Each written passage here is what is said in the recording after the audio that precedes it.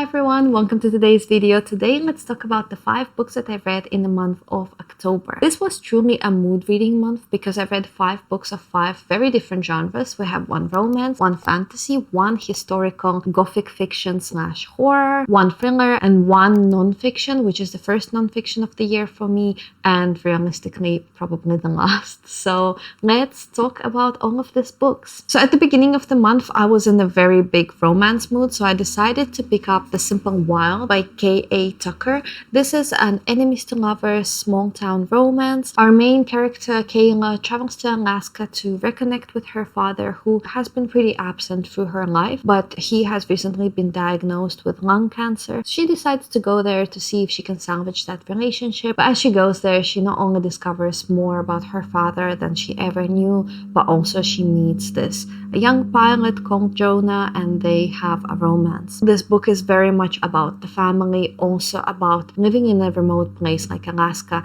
I believe the town where this is set is fictional, but it is based on real places in Alaska, and I love the setting of this book a lot. It was really fun to read about. I don't know why, but I love books that are set in either very remote places or places that have extreme weather conditions. I don't know why it's so fun to read about them. So yeah, I enjoyed the setting quite a bit. I gave this book 3 stars. It was a 50-50 for me. There is quite a few things I liked about this, but also a few that I didn't really connect to at all. So let's talk about it. I think the writing of this was pretty good, and as I said, I loved the setting. I think it could have had a little bit more about the actual place. It was atmospheric, but I am someone who would choose atmosphere over characters any day, and I felt like it could use just a little bit more of setting up the scene, of showing a bit more of the landscape and nature of Alaska, and showing a bit more what life is really like there. Something that I really loved is how people were represented and in general character development, especially of our main character. At the beginning of the book, she is insufferable. She comes from money, she comes from a pretty wealthy family back in Toronto, and she is very much used to her comforts. So when she travels to Alaska, of course, everything is new to her and it is a much rougher life that she is not used to, and she complains quite a bit about it. It did get pretty annoying at some point. She came across very spoiled and annoying. For example, there is a scene at the beginning where she goes to a grocery store because her father only drinks black coffee and she of course cannot stand black coffee, so she goes to the supermarket to get some creamer or milk, and then there we get like a 10-page scene of her being in the supermarket complaining like, "Do you have Starbucks in here? I cannot live without my Starbucks." And I was just a little cringy to read about, but overall it's not too bad. And then we do see quite a bit of character development from her, and she definitely changes a lot of her ways by the end of it, and she learns a lot more about what is really important in life and kind of shifts her perspective, which I enjoyed quite a bit. And I wouldn't say I didn't like the main character. She was fine. However, I didn't like the main male character at all. The MMC of this book, Jonah, is so incredibly annoying. He's such a grumpy man. He is straight up rude to the main character, and I do understand his motives at the beginning when they are the enemies, but nothing really changes once they become lovers. He stays this grumpy man who stayed so rude to her, and I just didn't feel that romance at all. I didn't feel any butterflies between them. I just really disliked Jonah so much. He's very much stuck in his ways and he's unwilling to change for anyone, and I just don't see how this romance could ever actually work. Also, something that I really disliked about this is that Jonah didn't like the fact that Kayla wore a lot of makeup and wore a lot of her fancy clothes, so he decided to steal all of that from her, and he decided that he has the right to make opinions whether she should be wearing makeup or not. And if he thinks that she's pretty without makeup, then she didn't need to wear it, as if someone asked his opinion, as if he has the right to choose what she does to her body and to her appearance and how she chooses to present herself. That really didn't sit well with me, and I just have so many issues with this main male character. He is just rude, straight up rude. As you can imagine, this book has a pretty emotional ending, and I thought that it was very well done. In general, everything ties pretty well at the end except the very last scene, but that is related to romance, and as I already said, I did not connect to the romance of this, but I really enjoyed how all of the relationships between the characters developed through the book. And also I love how Alaska was represented, not so much through the setting but through the people there. And I love the overall focus on community, on building a society and helping each other. So as you can see, I have really mixed thoughts on this book. I did really like the setting, I like the idea of this book and in general premise. I liked following the main characters, and I enjoyed a lot that this was a slow burn romance. The romance only starts at about halfway through the book, and this is not a very short read. It's 380 pages, but for a romance, that's quite a bit. So I enjoyed the fact that actually we were focusing so much more on the family dynamics and other relationships rather than the romance for most of the book, but I didn't connect to the romance at all. I didn't like Jonah at all. He was belittling our main character. As far as I know, this is actually a part of the series. There's 4 books, if I'm not mistaken. I did like the writing. I thought it was pretty well written. To be honest, I had pretty low expectations in terms of the writing, but actually worked pretty well for me. So I would recommend this, especially if you are looking for a romance that doesn't only focus on romance, but on other relationships as well, and in general has a bit more of the greater plot. If you're like me and you like things that are set in remote places, this could also be for you.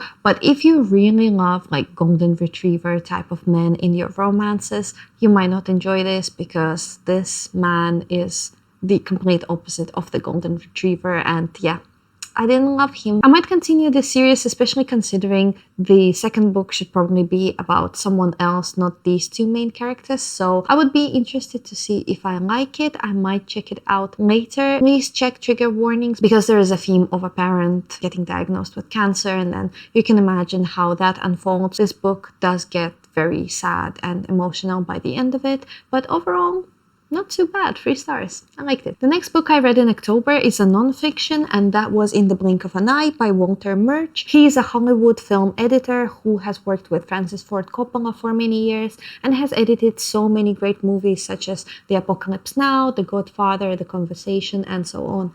And this is his non-fiction about film editing and a discussion of how film editing works, some snippets of his career and kind of his experiences editing those very well-known classic movies, but also some advice for film editors and some arguments pro and against linear or non-linear forms of editing. I picked this up because I have started this channel recently, so I wanted to read something that would refresh my memory on editing and also give me some advice on how I can improve my videos. And I would say there is a bit of good advice in this book. This is so much more a book about kind of the theory of film editing and also history of how those film classics were created, more so than the book about practical advice on how you can improve editing skills. I enjoyed this quite a bit, but I think I just expected a bit more of the practical advice. There was a bit, as you can see, I have tapped this book to see some parts that I really enjoyed and that were helpful to me, but I wouldn't say this book is for everyone. If you're studying film, this surely should be on your reading list, but if you're just looking for advice, I think this is a little bit outdated. This was published in the 90s, and a lot of it is a discussion between linear and non-linear film editing, which nowadays pretty much any film editing is non-linear in softwares like Premiere or Final Cut. And even movies that are shot on actual film, they're still scanned, digitalized, and then edited non-linearly. So this was interesting to see how things used to get done, but they're not really done the same way anymore. Something that I really liked about this book is the discussion of how film editing works at all. Why cutting from one image to another makes sense to our brain and gets processed in our brain without issues. That was very interesting and something that I didn't really think about myself, so that was cool to read about. And in general, I don't regret reading this book. This was pretty interesting. It is very short. It is very fast-paced. This book is just over 100 pages long, so this is worth it if you're interested in film, but not necessarily if you purely want to know how to be a better editor for, let's say, YouTube or or any video format. So next I read Piranesi by Susanna Clarke. This is standalone fantasy, but this is not a typical medieval inspired or political fantasy. It is very unique. So you are following the main character Piranesi, and he lives in this huge mansion that has hundreds and hundreds of hallways and hundreds of different statues, and he just explores the hallways. He's kind of used to living there. We get a sense that he has lived here for a while and he knows the place, but he doesn't actually really know what this place is. He just admires and explores it. And then later on we also find out that there is another person who lives in this same place that our main character refers to as the other, and they meet once in a while because the other believes that there is some secret knowledge that is hidden in this place, and so he is trying to discover it with the help of Piranesi. And Piranesi is very much trying to be a good friend. He's very positive, he's very upbeat, and he helps the other in his adventure to discover the secret knowledge. But Piranesi is not really truly interested in that. He is just fascinated by the house, just wants to live there and admire the beauty of the house. Now, I have to say the first 50 pages of this book are very confusing. You're not really meant to understand what is happening, and it is weird, but that's okay. If you do decide to read this, please push through it because it is absolutely worth it. Slowly, everything starts to fall into place. I love this book. I gave it 4.5 stars. It didn't quite give me the 5-star feeling, but it was absolutely brilliant. The writing was so good. It was really well written. Also, I really love the progression of how at the beginning of the book it feels kind of lighthearted and you get some humorous moments with the main character, but as the book progresses you actually start unraveling the mystery of the house and trying to put the pieces of the puzzle together, and you realize how incredibly tragic the situation actually is. And I would say this book is a mix of fantasy but also mystery, also very vaguely, but it does give a hint of dark academia vibes, and then there is a whole mystery of the house. And the plot twist of this book is absolutely insane. I loved it so much. It was so incredibly unique. I don't think I've ever read anything like this, and I really want to read more by this author. I think this is going to make it into my top reads of the year. This was so solid. It was an incredible read. If you're looking for a fantasy that is unique, that is very different to the classic fantasy tropes, I would highly recommend picking this up. Also, this book is pretty short. It is under 300 pages, so you can fly through it pretty quickly. Even though it is a bit confusing at the beginning, it is still very easy to fly through, and I highly recommend it. This was such a brilliant read. I really am looking forward to checking out more books by this author. The next book I was so excited about because it is so popular on the internet, and that is The Silent Patient. Now, unfortunately, in my opinion, this book is extremely overhyped. I gave it 2.5 stars. I really didn't like it at all, and here is why. We're following our main character Theo. He is a psychotherapist, and he knows about this case of a woman who allegedly murdered her husband, and now she's in psychiatric clinic, so he decides to take a job in this clinic. However, after the incident of that night, the woman never speaks again and she becomes the silent patient.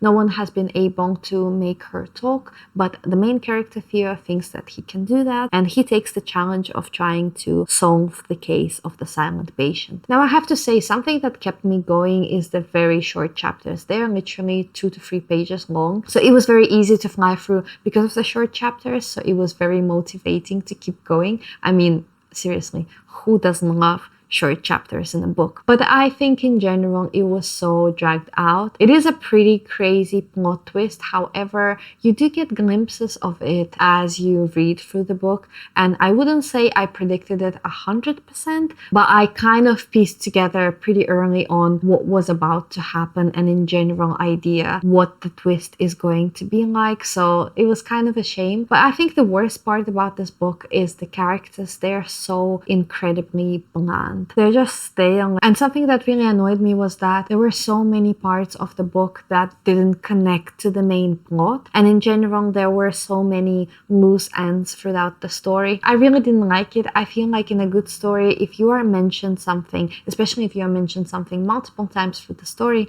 it has to have significance to the main reveal, or it has to play out through the narrative. But in this case, there were just moments to be there for the sake of being there, and they didn't have any impact impact on the main plot. I've only read this book about a week and a half ago, but I'm already starting to forget some parts of the plot, and honestly, this is not going to be the book that I would recommend. I just feel like it really didn't give me anything as a reader. It didn't give me enjoyment in reading it, and so I wouldn't recommend it, and I feel like there are so many much better thrillers out there. Personally, I think it is extremely overhyped and it is not worth the read, and I think you're better off picking something else. And lastly, in honor of the spooky season, I decided to read Mexican Gothic by Silvia Morena Garcia. This book is a mix of gothic fiction and also horror. It was very terrifying. I am pretty sensitive, and this book was borderline too much for me. So we are following our main character, Noemi. She has a very fun and active social life. She lives in Mexico City, and one day she receives a letter from her cousin Catalina. Catalina recently got married. This whole marriage was very fastly done, and no one really knows much about her husband, and since then she has been living in a faraway province in a mansion outside of the city. And Catalina's letter is very disturbed. She's saying that her family is poisoning her, and in general she doesn't feel like she's in her right mind. So the main character decides to take a trip and visit her cousin and see if she's okay, but as she arrives she finds a house that is very much haunted, or something is up. Everyone who lives there is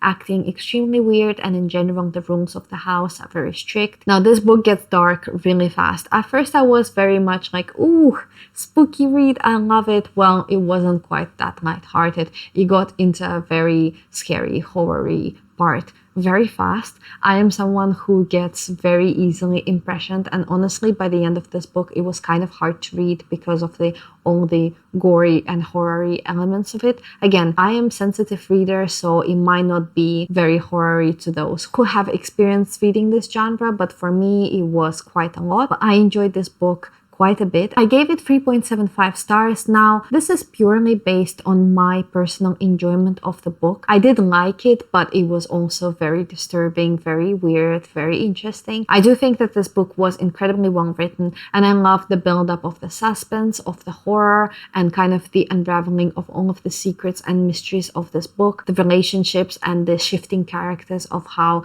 people who you thought you could trust, you cannot trust anymore. All of those elements were really, really fun, and I did have a good time reading it, even though I was terrified the entire time. This book is very much one big metaphor for the impact of colonization, of racism, and it was very good to read about the Mexican culture and also parts of the history that we got to see there. This book is set in 1950s, so it is part historical fiction but with horror elements. If I had to compare this book to any other, I would say it is part Rebecca, part Annihilation, and then part Gallant, all combined together. Gallant less so, because Gallant is a much softer horror than this was, but still, if you liked any of those books, you might enjoy this one. It was so well done, and I definitely want to read more by the author. I want to read more books like this one. However, I think I just need a break right now. I need something lighthearted. I need a romance or something fun to cleanse my soul after what I have read in the Mexican Gothic. But it was a great read. I think this book was very well crafted, and I would recommend you check it out. That is going to be all for today's video. Thank you so much for sticking around. I hope you enjoyed this video. Please let me know what books you have read recently, which ones you liked, which ones you didn't. I would love to hear from you. Thank you so much for watching this, and I will see you in the next video. Bye!